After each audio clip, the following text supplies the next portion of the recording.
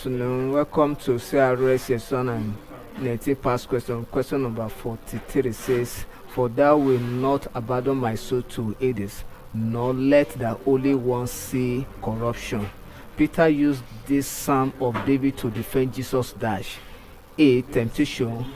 B. Crucifixion. C. Restoration. D. Baptism. The soul, the word soul and Holy One here represent is a metaphor of Jesus in this content. Then the word Hades represent the evil people,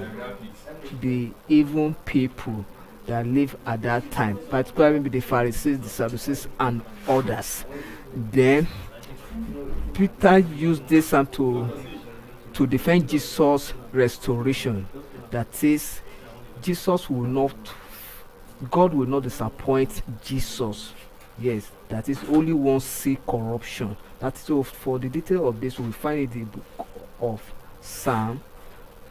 Details find it in the book of Psalm, chapter 16. Psalm chapter 16. Psalm 16, verse 10. That is Psalm 16, verse 10. Thank you and God bless you.